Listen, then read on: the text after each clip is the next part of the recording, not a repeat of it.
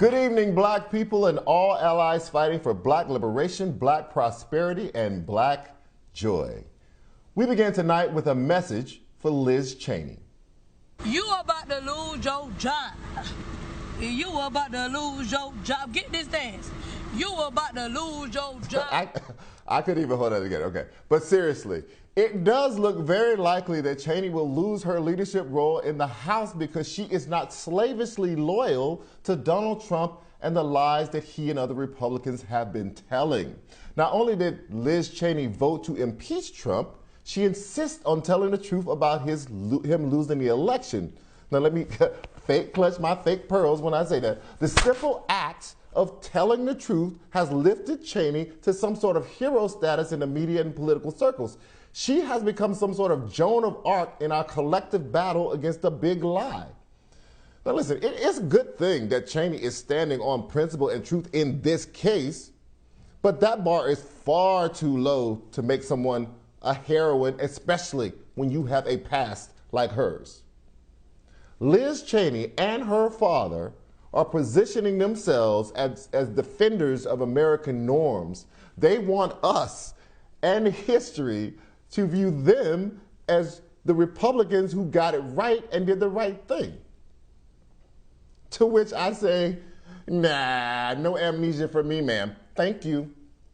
In 2009 on CNN, Cheney refused to denounce the birthers against Barack Obama. In 2010, her PAC, Keep America Safe, ran an ad about Eric Holder's Justice Department featuring a headline that read, DOJ Department of Jihad? And it called 7 of the attorneys Holder hired the Al-Qaeda 7. So who did President Obama's Attorney General Eric Holder hire? 9 lawyers who represented or advocated for terrorist detainees. Who are these government officials? Eric Holder will only name 2. Why the secrecy behind the other 7? Whose values do they share? Tell Eric Holder, Americans have a right to know the identity of the Al-Qaeda 7.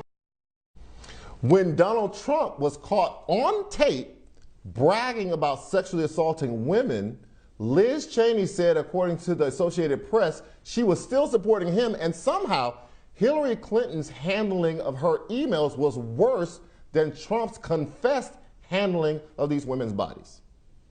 And Cheney has been an apologist and cheerleader for the torture campaign that originated when her father was vice president. Listen, yes, it is better that Liz Cheney now stands for truth than against it, especially since her party seems to be treating truth as the enemy. But Liz Cheney's present position does not expunge her past. The sword she is falling on is the one she used. You can read my full column on Cheney at the nytimes.com, but here now to discuss is contributor to the Boston Globe, Shermichael Singleton. Thank you, Shermichael, for coming on. Hey, Charles, thanks for having me. That was quite the opening. So what do you make of this, what it looks like coming down the pike? It looks like Republicans in the House will strip her of her position, committee position. What do you make of that?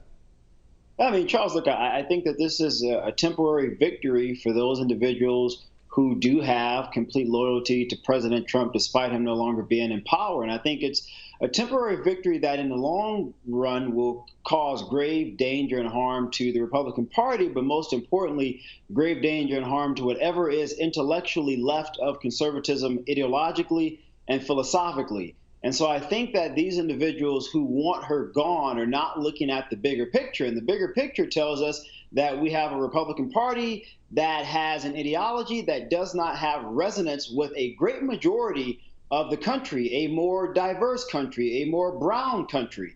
And so the question has to become strategically, if you're not going to make the necessary adjustments and changes to adapt to where things are going, then what comes of the party? And I could only imagine it goes the way of the Whigs, over 150, 200 years ago, and that is to resolve itself and hopefully something anew rises afterwards. I'm just so happy that you brought that point up, because with all of my Republican friends, my black Republican friends, like you, I always have to ask you, how do you do it? How is it that you even stay associated with the party? I can understand intellectually black conservatism. I can understand the idea of small government. I can understand the idea of fiscal conservatism. I can understand the ideas around conservative approaches to international policy and war and conflict. I cannot, however, understand fealty to the party, which is a structure, which is an organization, because what they appear to be attached to a falsehood, like that truth has become the enemy of the party. Yeah, no, that's a really great point, Charles, and that's why I guess about a year and a half ago I was just like, you know what, I don't want to be a part of the party anymore, and I sort of outlined that in a post that I wrote for the Washington Post. And to the point that you're making, or the question that you're asking of me, the ideology is supposed to be actualized vis-a-vis the party, right? Through its engagement process, through the legislative process, via the members that it elects to represent the party. However, what we have come to find is that the Republican Party has sort of become its own ideology, if you will, that now is supposed to represent the philosophical underpinnings of what it means to be a conservative. And so for me, I sort of found, just to be frank, inconsistency there. My undergraduate degree is in political theory, so it didn't take me a long time to realize we're going in the wrong direction. However, I did sort of have some hope, and I'm just to be honest, like, okay, well, maybe this is just an aberration. A lot of political scientists were sort of thinking, well, maybe at some point there will be a self-correction, a course correction.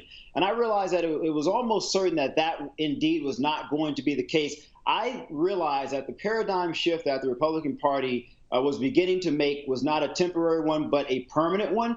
And if you look at history, there are various other moments and other ideologies in Europe where you can sort of see sort of similar trajectories. And that's when I said, you know what, I don't think I want to be associated with this anymore. But again, Charles, to the point that I made, I think the Republican Party has become so reactionary that even the very idea of progress, which I know we typically associate with liberalism, is foreign to the party. And I'll just quote Edmund Burke, who's a founding father of Western conservatism, who wrote when describing the French Revolution, said the question for conservatives is what from what we have inherited in the past must be thrown away and what must be preserved to help us move forward, because it is an innate part of human nature to always yearn for progress. And I think the Republican Party has completely become far removed from that idea. Absolutely, because what is being preserved in today's Republican Party, particularly if they, vote against Cheney, is Trumpism. Like, that will cement it. The only reason to do this to Liz Cheney is because of Trump, and he doesn't like her, and she is speaking out against him. Yeah, no, you're absolutely right. And again, you really have to begin to wonder, intellectually, what does this mean? And I really think it's important to have two healthy political parties, but also two healthy ideologies, because I've always maintained that iron sharpens iron. I'm a conservative, I have my viewpoints, but I certainly believe having individuals who have disparate viewpoints from my own, one, forces me to reconcile with maybe some of the faults in my own viewpoints, but also to be somewhat open-minded to other ideas. And my belief is that I hope the same applies to the other side.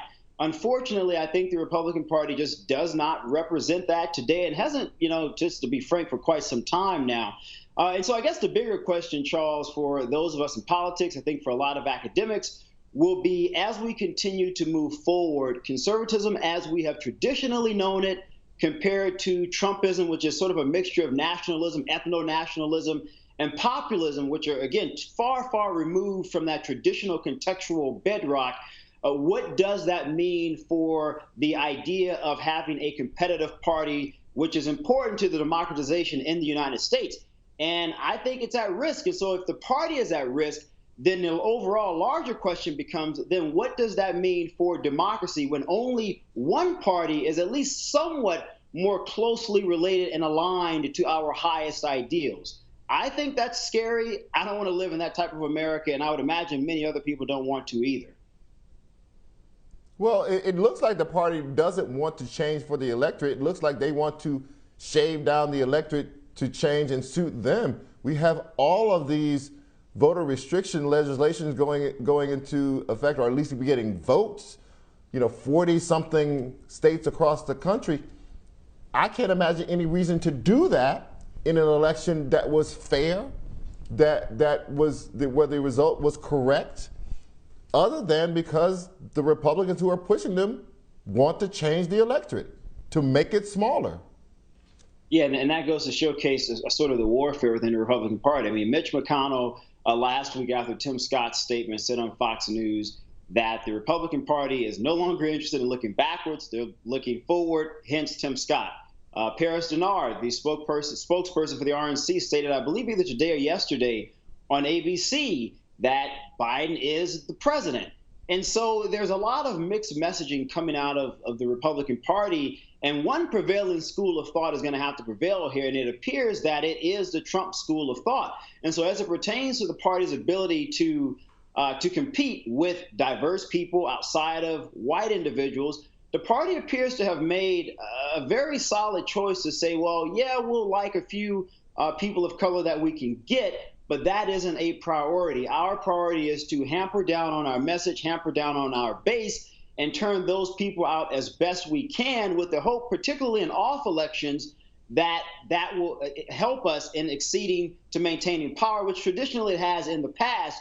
I'm not certain, however, if that's a winning strategy for the future, particularly when you look at 2020 and the levels of engagement that we saw with a plethora of individuals from diverse groups, regardless of ethnicity, also age-wise, young individuals. And so I don't know if the Republican Party is really willing to bet its future on, well, maybe some of these individuals that are part of these groups just won't turn out as much as they did last year. Well, yeah, you'll see a decrease in some of that turnout, but I'm not certain that it will be significant enough for the party to return to power. I mean, I'm almost under the school of thought, Charles, that we may sort of see what we saw under FDR, where Democrats maintained power for close to 50 years, I believe.